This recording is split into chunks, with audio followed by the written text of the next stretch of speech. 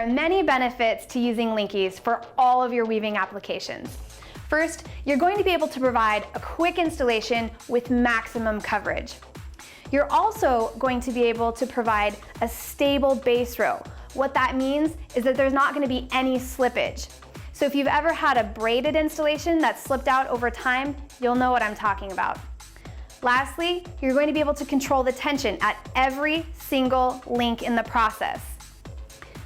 To begin, you're going to need Linkies in a color that matches your root layer or slightly darker. You'll need a microneedle.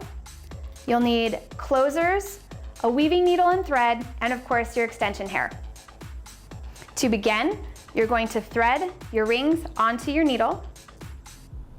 Carve off a section of hair with your needle that is about an inch wide and about 1/3 of an inch deep. Make sure that you don't have any crosshairs. Next, carve that section into 2. From this point forward, I'm going to call these legs. You're going to pick up your first leg and slide a ring onto the natural hair. Next, you're going to go down through that Linkie and pick up the second leg of hair.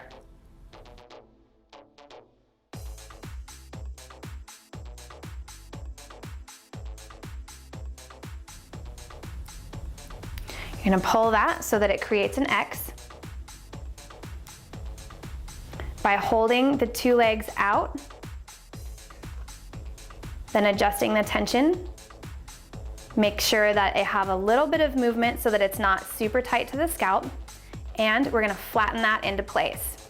You want to have a little bit of play in there to make sure that this isn't going to be too tight. Remember, you're also going to be sewing on top of this, so that's really important.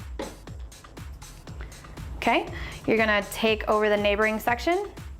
Again, inch wide, about 1/3 of an inch deep. Make sure that there's no crosshairs. Split that section into 2. Pick up your first leg, pull it into the ring, go back down through the ring, pick up your second leg.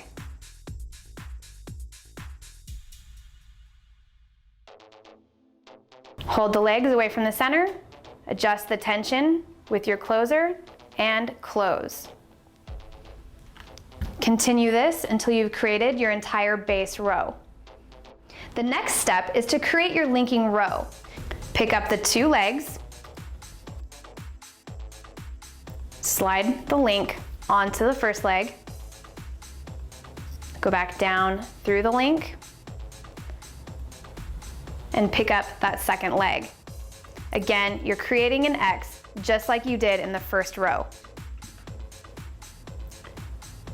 Use your closing tool to adjust the tension and crimp that into place. Again, you should have a bit of movement. Continue to link neighboring sections until you have completed your linking row. The next step is to apply your extension hair.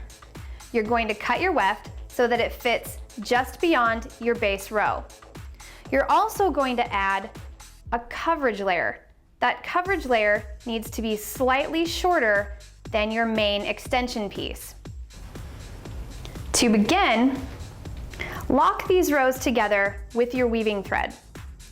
You want your top extension layer to extend beyond your coverage layer so that these ends create a nice, smooth transition. Go underneath your base row and also underneath your thread. Since we'll be going out to the ends, we'll want to pull your first leg underneath so that it doesn't stick out.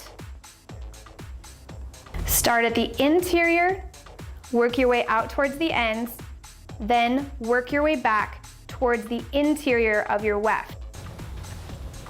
When you get to the second end, do the same thing. Pull the leg underneath and sew out to the edge.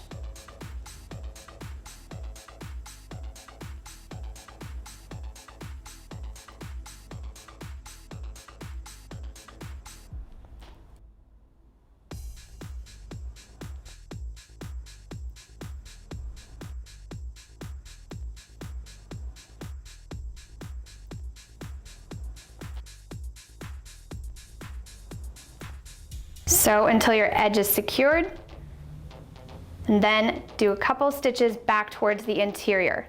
This will allow your knots to remain on the inside and not at your transition points.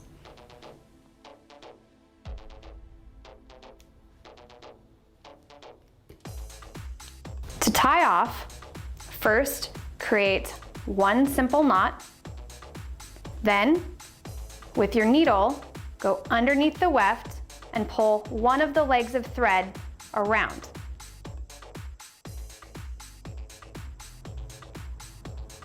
Using these two legs of thread, do several knots to secure your weft.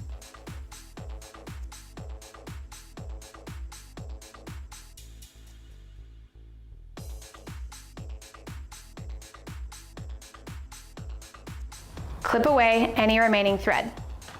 This can be used for accent panels or for a full installation. Continue until you have finished your desired style.